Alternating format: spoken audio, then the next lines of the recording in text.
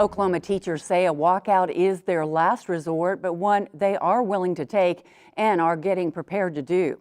This week, the Oklahoma Education Association laid out its demands for not only a pay raise for teachers, but for support personnel and all state of Oklahoma employees.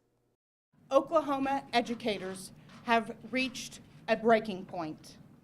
We cannot, no, we will not allow our students to go without any longer.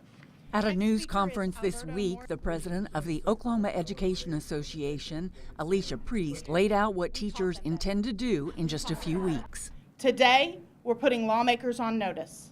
If by April 1st they have been unable to meet the terms we've laid out, then on April 2nd, the Oklahoma Education Association calls on every teacher, support professional, administrator to walk out of their schoolhouse and head to the State House. Priest says teachers across the state of Oklahoma are supported by school boards, superintendents, administrators, as well as community, business, and religious leaders to take the bold step to walk a unified picket line at the state capitol the first week in April. Not since the unprecedented walkout in 1990 has there ever been a school work stoppage in the state.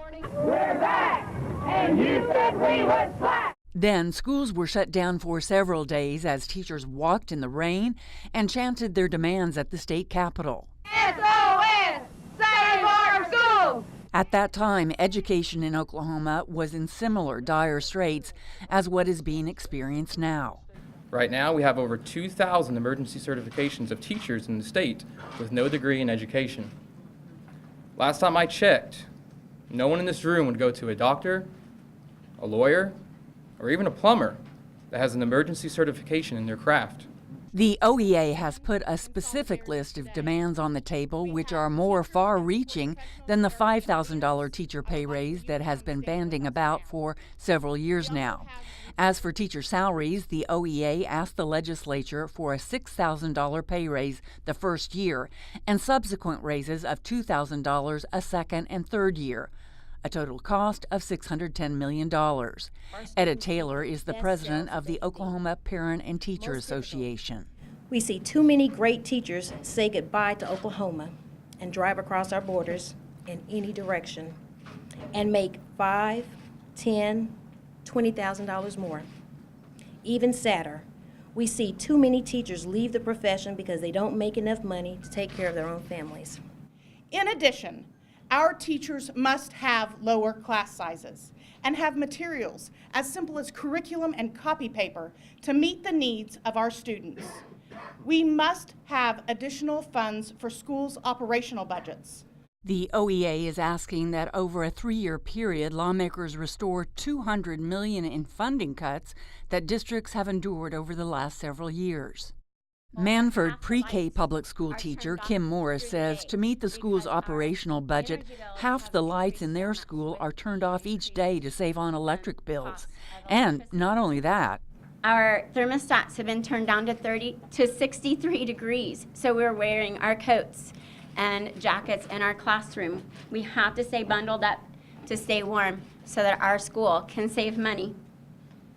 Our children should not have to go to school in the cold or the dark. The OEA is also asking for pay raises for support staff over the next 3 years, $2,500 the first year and $1,250 the second and third year. Our students depend on bus drivers to get them to and from school safely. They depend on cafeteria workers to up to 2 meals a day.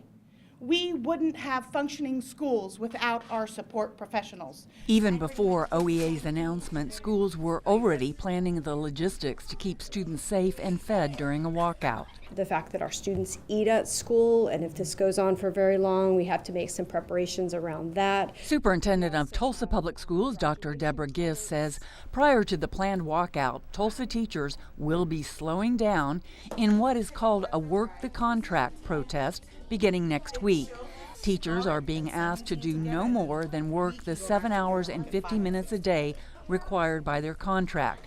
Patty Ferguson Palmer is the president of the Tulsa Classroom Teachers Association. I think our goal is to show everyone, the legislature and the public, what a bargain they're getting from the teachers. They think they work 6 hours. They don't. They work 24/7 in a lot of cases, and they're really getting a bargain for that. And so we believe that it's necessary for us to take more significant steps to demonstrate our seriousness and to demonstrate that we're organized and we're prepared. Work the contract will continue through March. They may not be, returning phone calls to parents in the evening, which a lot of teachers do, or even emails or text messages. A lot of teachers give parents, their phone number. You can text me. We're going to encourage the teachers to not answer those outside the contract day. Work action is also being considered by the Oklahoma Public Employees Association.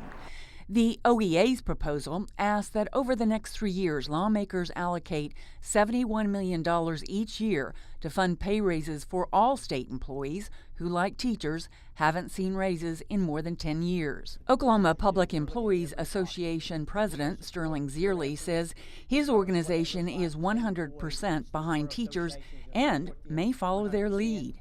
And as far as I'm concerned, if we could walk out, absolutely. Don't know if we're going to do that yet or not, but we look at our legal staff. Zierle says they will have an announcement regarding all state employees after a weekend board meeting.